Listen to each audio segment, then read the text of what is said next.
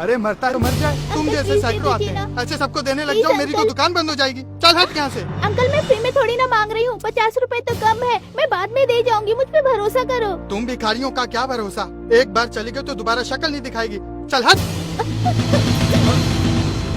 अरे भाई, बच्ची को क्यों धक्का दे रहे हो? अरे भिखारियों को ऐसे ही भगाया जाता है। अंकल थोड़े पैसे कम पड़ रहे थे, ये दवाई मेरे पापा के लिए बहुत जरूरी है।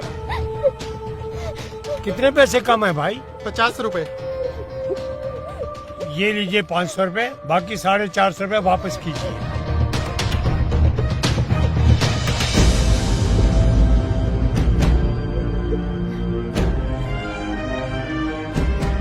ये ले बेटा, पैसे भी ले जा बेटा, तेरे काम आएंगे। बेटा जल्दी से घर जा, अपने पापा को ये दवाई दे। Thank you uncle. जा। इस लड़की का बाप मरे ना मरे, लेकिन ये बुड्ढा जरूर मरेगा, ऐसे परोपकार करता रहा तो।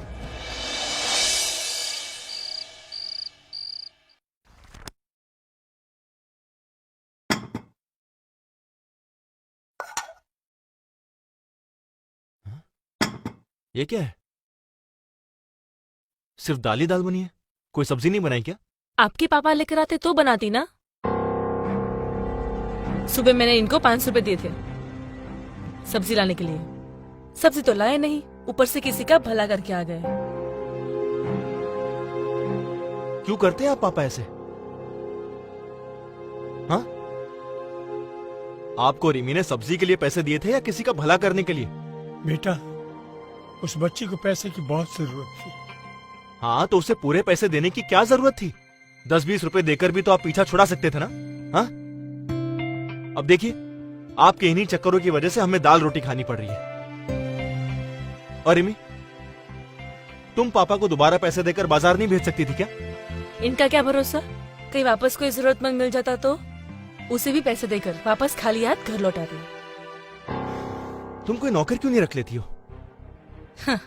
अगर नौकर रख लिया तो घर में पड़े पापा क्या करेंगे?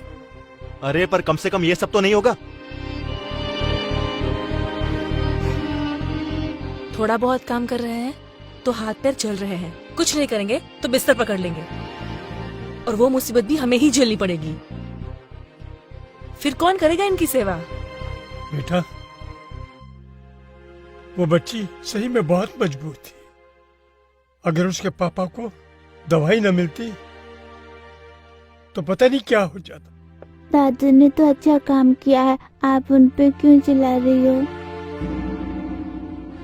मेरी टीचर कहती है जो नीडी पीपल की हेल्प करता है वही गॉड होता है। सनी, बड़ों के बीच में बोलना बैड मैनर्स होता है। देखो, कल सुबह मुझे ऑफिस जल्दी पहुंचना है, इसलिए कल सुबह दादू ऑटो से स्कूल छोड़ने जाएंगे, ठीक है? चलो जल्दी से अपना खाना फिनिश करो और जाके सो जाओ। आपका बेटा तो दाल को हाथ भी नहीं लगाता, आज इसे भूखा ही सोना पड़ेगा। मम्मी, टीचर कहती है पल्सेस में खूब विटामिन होते हैं, हमें खाने चाहिए। दाल तो मैं जरूर खाऊंगा। तो ठीक है, सभी आज दाल ही खाओ। दादू, कभी कभी दाल भी खानी चाहिए, सेहत के लिए अच्छी होती है।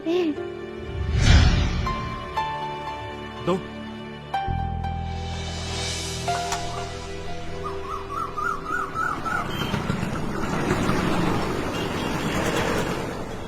कितना हुआ भैया? अरे दादू, आप रिक्शा लेके घर जाओ ना। बेटा, मैं घर पैदल ही चला जाऊंगा, जल्दी मैं घर जाके करूंगा भी क्या? मुझे पता है, आप वैसे भी 10 रुपए में ऑटो में नहीं जा सकते, इसलिए आप पैदल जा रहे हो। मेरा बच्चा। बाय दादू। बाय।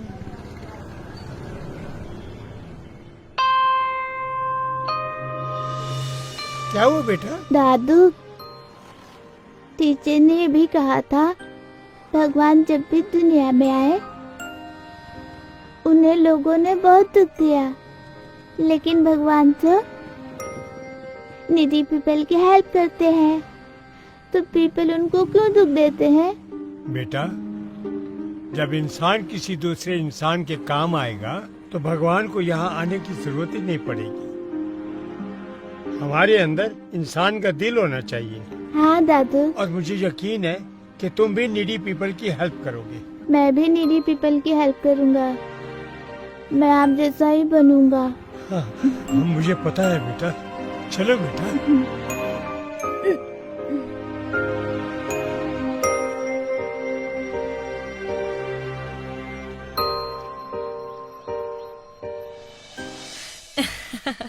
सच बड़ा ही सेक्सी ड्रेस था वो तो।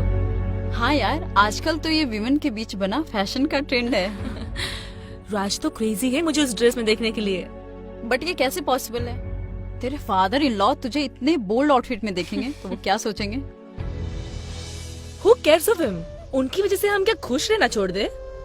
ये बूढ़े लोग होते ही है हमारी खुशियों में आग लगाने के लिए। बट तू है बहुत लकी यार जो तुझे राज जैसा हस्बैंड मिला है। मेरे घर में देख, मेरे ससुर की चलती है, चाहे वो सही हो या गलत। मैंने एक बार अपने हस्बैंड से फादर इन लॉ को अलग रहने के लिए क्या बोल दिया, वो तो कहने लगे मैं तुम्हें छोड़ सकता हूँ पर अपनी मम्मी पापा को नहीं। ये खून के रिश्ते भी ना बड़े अजीब होते हैं। कितनी भी परेशानी हो वो एक दूसरे का साथ नहीं छोड़ सकते। तेरे और मेरे ससुर में डिफरेंस भी तो देख। तेरे ससुर की प्रॉपर्टी इतनी है कि उसके रेंट से तेरे घर का पूरा खर्चा निकल जाता है, और मेरे ससुर को देख, कमाते धमाते तो है नहीं, ऊपर से राज की कमाई को लुटाते फिरते हैं। ऐसा क्या करते हैं तेरे ससुर? घर का सामान लाने बाजार भेजती हूँ और खाली हाथ लौट कर आते हैं। कहते हैं उन पैसों से किसी की मदद कर दी। पता नहीं सच बोलते हैं या झूठ। आज की महंगाई में किसी को घर बैठा कर खिलाना कितना मुश्किल होता है, पता है ना? एक तो इनको खिलाओ, ऊपर से इनकी घपलेबाजी भी झेलो। अरे इस सठियानी उम्र में ना लोगों का भरोसा ही नहीं है। इस उम्र में आकर आदमी और भी शौकीन हो जाते हैं। तुझे पता है मेरे नेबर में ना एक बुढ़ा रहता है, अपनी बहू से पैसे लेता था घर के सामान के लिए और कहता था किसी जरूरतमंद को दे दिया, और बाद में पता चला उसका किसी बार गर्ल के यहाँ आना जाना था। पता नहीं इनका क्या चक्कर है। राज तो कहता है कि घर के काम के लिए कोई नौकर रख लो। अगर इनका पेट भरना ही है तो नौकर को अलग से पैसे क्यों दे, है ना? और वैसे भी आजकल हमारी जरूरतें पूरी ही नहीं हो पाती है। कितने दिन से राज हांगकांग के टूर की प्लानिंग कर रहा है, लेकिन इनकी वजह से कुछ पैसे से हो पाए तब ना। अब पता है कि घर में गेस्ट आए हुए हैं, मगर साहब अपने बेडरूम में आराम फरमा रहे हैं, जैसे घर में खूब नौकर चाकर हो। अरे पापा, देख नहीं रहे हो क्या? घर में मेहमान आए हुए हैं, जरा चाय तो बना दीजिए।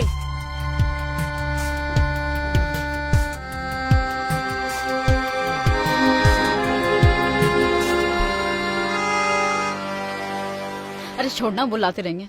और बता, तूने और कौन सी ड्रेस देखी?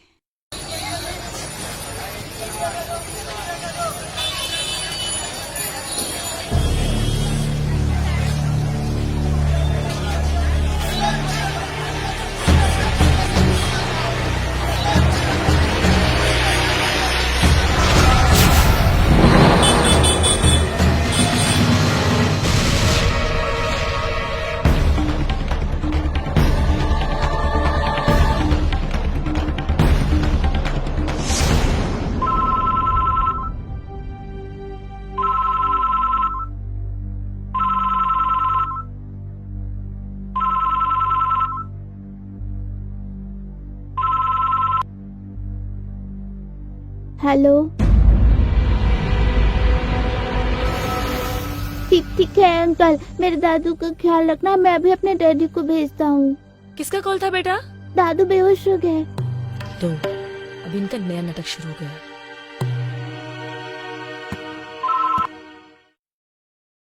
हेलो हेलो बेटा, डैडी। ये किसको कॉल कर रहे हो तुम? हेलो सनी बेटा, तुम कुछ बोल क्यों नहीं रहे हो? डैडी को। देखो बेटा, छोटी छोटी बातों के लिए पापा को परेशान नहीं करते, ओके? तुम जाओ, जाके खेलो, दादू आ जाएंगे, okay? Hello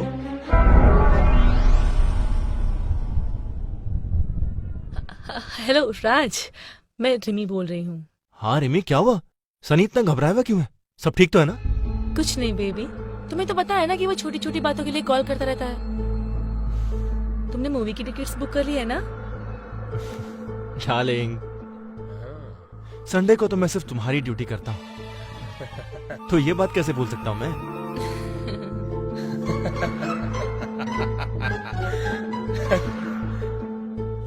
bye darling, love you. क्या हुआ बे, तू क्यों इतना हंस रहा है? तेरी शादी होने दे, फिर देखता हूं मैं तू कैसे हंसता है। यार मुझे एक्चुअली ये समझ नहीं आता कि लोग अपनी वाइफ से इतना खौफ क्यों खाते हैं। वो खौफ इसलिए खाते हैं क्योंकि लड़कियां ना वाइफ बनते ही शेरनी हो जाती है और लड़के डॉगी। इसके लिए मैंने तू भी कुत्ता ही बनने वाला है, डन, डन। याद रखना ये बात। हाँ? डन।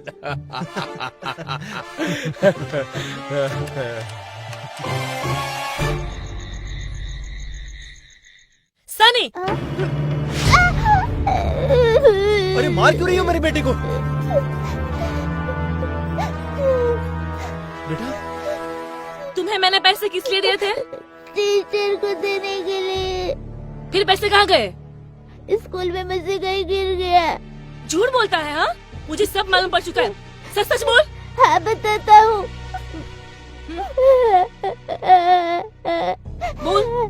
रन के डैडी एक्सपायर हो चुके हैं। उसके मम्मी के पास जॉब भी नहीं है।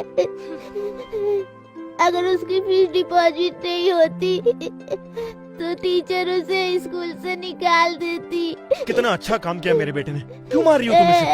और अगर तुम्हारी फीस डिपॉजिट नहीं हुई तो तुम्हें भी स्कूल से निकाल दिया जाएगा। ये नहीं समझ में आया तुम्हें? अरे तुम्हें दोबारा फीस भर दूंगा, इसमें तुम्हें मारने की क्या जरूरत है? तुम्हारे पापा ने हमें क्या कम बर्बाद किया है तो ये भी उनके कदमों पे चल निकला। यहाँ हम अपना बजट संभालने के लिए अपनी जरूरतें कम कर रहे हैं और वो है कि दूसरों पे लुटाए जा रहे हैं। और तुम देखो, अगर तुमने दादू की तरह हरकतें की तो तुम्हें घर से बाहर निकाल दूंगी, समझा? उनको तो मैं कुछ कह नहीं सकती, इनको जो बुरा लगता है। हाँ।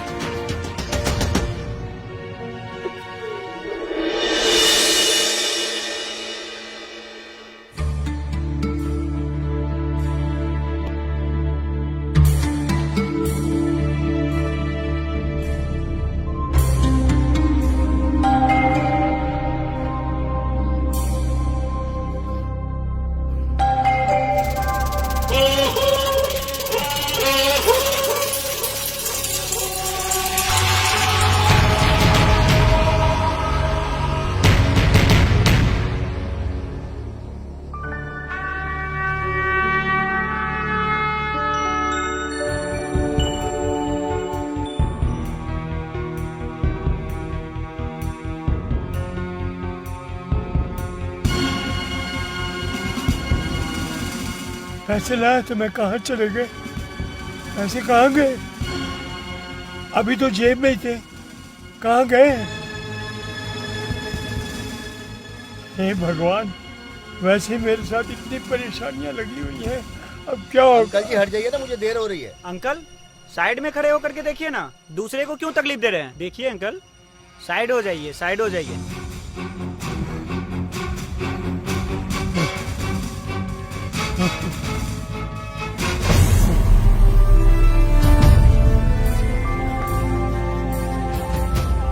ऐसे तो है ही नहीं, मैं तो लाया था, कहाँ चले गए? क्या जवाब दूंगा उनको मैं? पहले मेरे ऊपर बड़ी मुसीबत पड़ी रहती है, क्या जवाब दूंगा?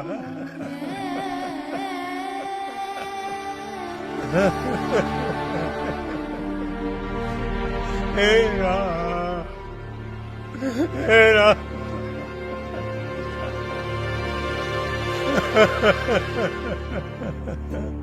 अब क्या करूंगा मैं?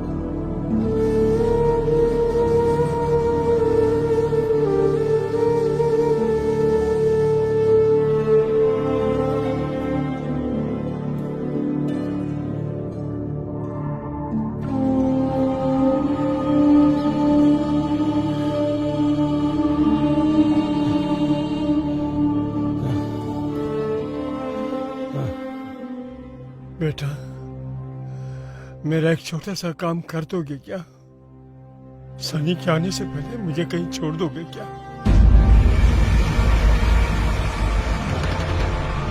कहाँ जाना चाहते हैं आप? बेटा, मैं चाहता हूँ कि मेरी बाकी की जिंदगी किसी वृद्ध आश्रम में मेरी उम्र के लोगों के बीच कटे।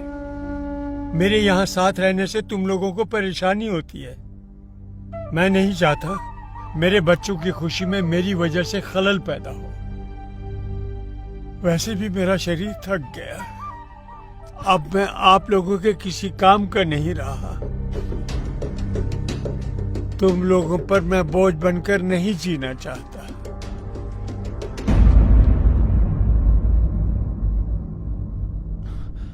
और सनी को कह देना मैं उसके जन्मदिन पर मिलने जरूर आया करूंगा।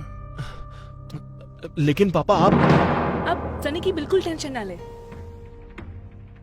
उसे मैं समझा दूंगी। आपने जो डिसीजन लिया है ना, वो बहुत सही लिया है। और वैसे भी आजकल आपके साथ रहकर वो बहुत बिगड़ गया है, हमारी कोई बात नहीं सुनता। और वैसे भी राज, पापा ने जो डिसीजन लिया है ना, वो बहुत सही लिया है। वो वहाँ खुश रहेंगे और हम यहाँ। पर रीमा, मेरी बात तो देखो, तुम अब जल्दी जाओ, डिले मत करो।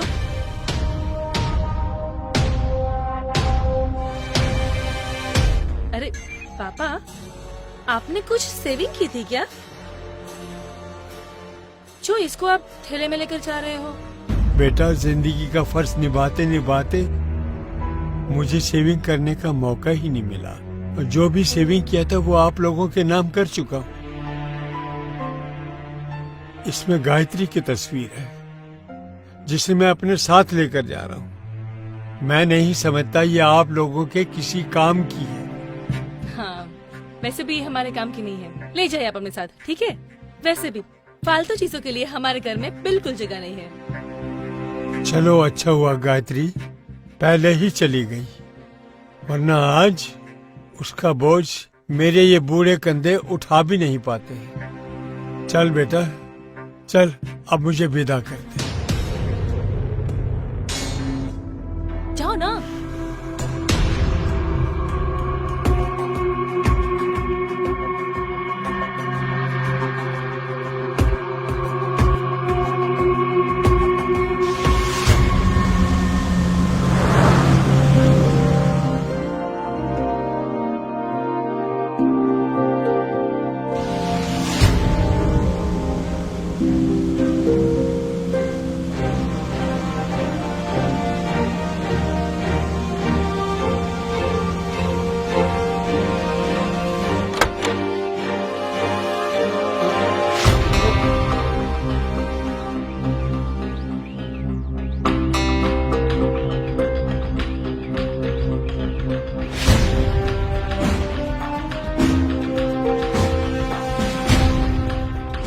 चल गायत्री, हमारी किस्मत में नियति ने ये जगह पहले से ही निश्चित कर रखी है।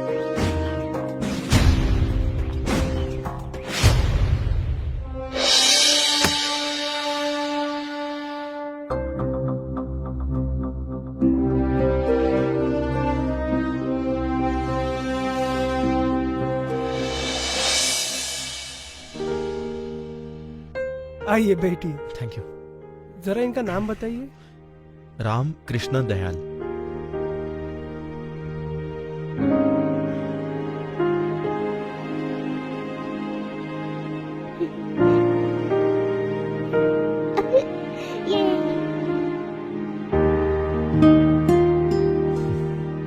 अरे वाह, मैं ये पहला आश्रम देख रहा हूँ जहाँ बूढ़ों और बच्चों को एक साथ सहारा मिला है। जी हाँ, दोनों अपने अपने घर वालों को मिस ना करे, इसलिए दोनों के लिए एक ही आश्रम बना है। यहाँ दादा दादी अपने पोती और पोतियों को पाल लेते हैं और पोते पोतियां अपने दादा दादी को। क्या बात है।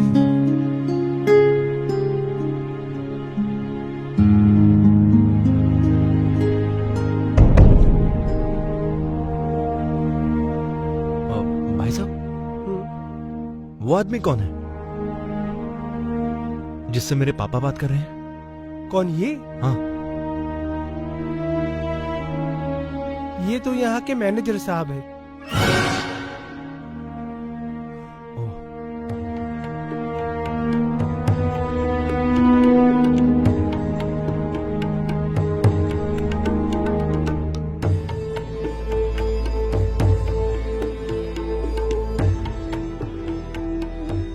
आपने मुझे किस लिए बुलाया है? कुछ काम था? सर वो मुझे आपसे कुछ पूछना था। कहिए, क्या पूछना है? सर मुझे एक सेकंड सर, सो सॉरी। हाँ बोलो रिमी। बोझ से छुटकारा मिला कि नहीं? देखो मैं अभी किसी से बात कर रहा हूँ, तो मैं कॉल बैक करता हूँ। हाँ ठीक है। अच्छा रुको, मेरी बात सुनो। उनसे कहते ना कि सनी के बर्थडे पर भी आने की जरूरत नहीं है, क्योंकि मैं नहीं चाहती कि मैं सनी पर उनकी परछाई तक पड़े। ठीक है? मैंने तुमसे कहा ना, फोन रखो, अभी बाद में कॉल करता हूँ तुम्हें। Okay fine.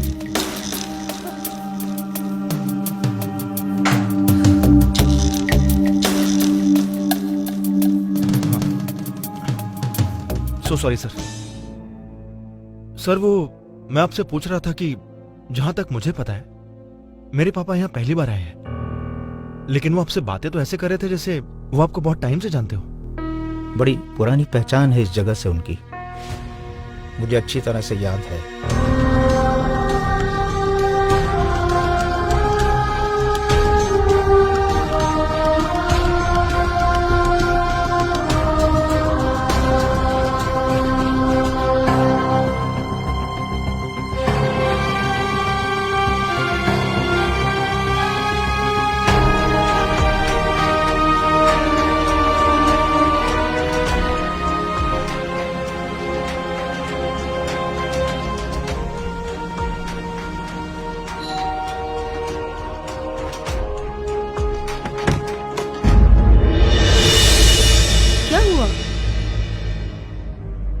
तुम तो ऐसे सैड हो जैसे तुमने अपने पापा को वृद्धाश्रम नहीं शमशान छोड़ कर आए हो।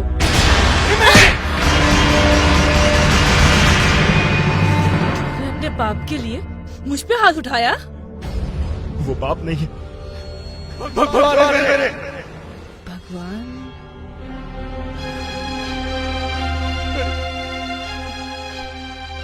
मैं तो अनाथ हूँ। आज कई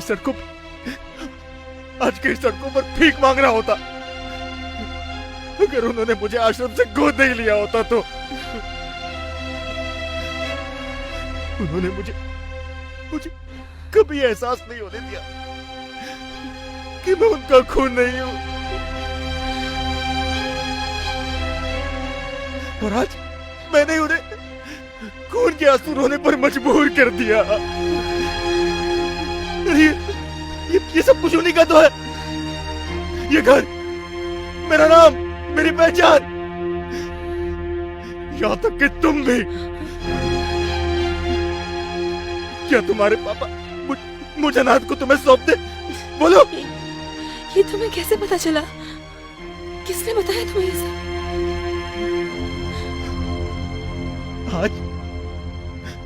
आज वो आश्रम का मैनेजर मुझे ये सब नहीं बताता तो मैं जिंदगी भर अपने भगवान से अनजान रहता। बड़ी पुरानी पहचान है इस जगह से उनकी, मुझे अच्छी तरह से याद है कि वो आज ही का दिन था। आज से 30 साल पहले वो अपनी पत्नी के साथ यहाँ एक अनाथ बच्चा गोद लेने के लिए आए थे। वो जरूर तुम ही हो बेटा। किस्मत का खेल देखो, आज ही के दिन वो तुम्हें यहां से गोद लेकर गए थे और आज ही के दिन तुमने यहां पर छोड़ने आए हो। खून खून में फर्क पैदा कर दिया है तुमने। आज तुमने दिखा दिया कि अपना खून अपना ही होता है। अगर तुम उनका खून होते तो कभी इन्हें खून के आंसू नहीं रुलाते। सच तो ये है कि मैंने उनको तकलीफ पहुंचाने में कोई कमी नहीं चाहती। मैं एक अच्छी बहू और एक अच्छी पत्नी कभी बन ही नहीं पाई। मैंने ही तुम्हें उनके खिलाफ भड़काया। मुझे माफ कर दो राज, मुझे माफ कर दो। मुझे माफ कर दो राज। मैंने कौन सी इज्जत रखी है उनकी?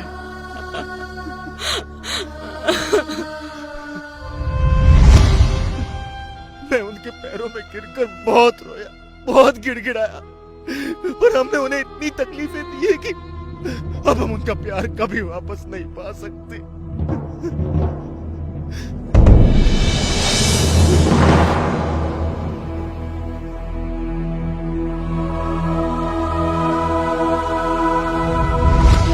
राज, तुम प्लीज मुझे उनके पास ले चलो।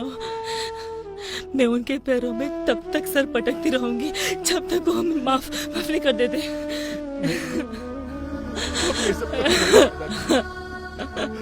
वो हमारे पास कभी नहीं आएंगे, कभी नहीं आएंगे।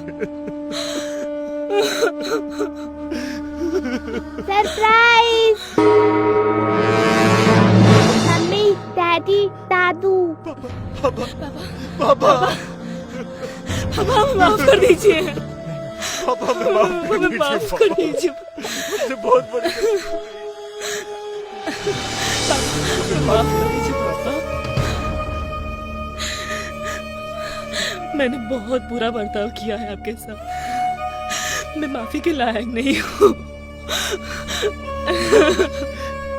आपने जिंदगी भर बोझ उठाया, और आज जब आपको जरूरत है तो मैंने आपको ही बोझ समझ लिया। आपने मुझे ये कभी एहसास नहीं होने दिया कि मैं आपकी औलाद नहीं। जिस औलाद को अपने बेटे की तरह जिंदगी भर प्यार दिया, अब उससे नाराज होकर उसके सिर से पिता का साया मत हटाइए। देखिए पापा, अगर आपने मुझे माफ नहीं किया ना, तो मैं अपने आप को ऐसी सजा दूंगा कि आपको मेरा बोझ एक बार फिर उठाना पड़ेगा, अपने कंधों पर रखकर मुझे शमशान तक पहुंचाने का। ऐसा मत बोल बेटा, ऐसा मत बोल बेटा। तुम बच्चों की शरीर में बना जी रहा हो। तुम मेरी जिंदगी में नहीं होते तो मैं गायत्री के साथ ही इस दुनिया को अलविदा कह दिया होता। उसने मुझसे वादा लिया था कि मेरे बेटे की आंखों में कभी आंसू मत आने देना। आज मैं तुमको रुलाकर मैं उसका गुनाहगार बन गया बेटा। अब मुझसे ये गुनाह नहीं होगा। मैं खुद तो तकलीफ उठा सकता हूँ, मगर गायत्री से लिया वादा मुझसे ना तोड़ते बनेगा। बस तुम लोगों से एक ही विनती है, जब तक मैं जिंदा हूँ मेरे पोते को मुझसे दूर मत करना कभी। मैं भी जहाँ दादू कहते वहाँ मुझे मेरे हर बर्थडे पे ले जाया करते थे। मुझे पता था दादू वहाँ जरूर मिलेंगे।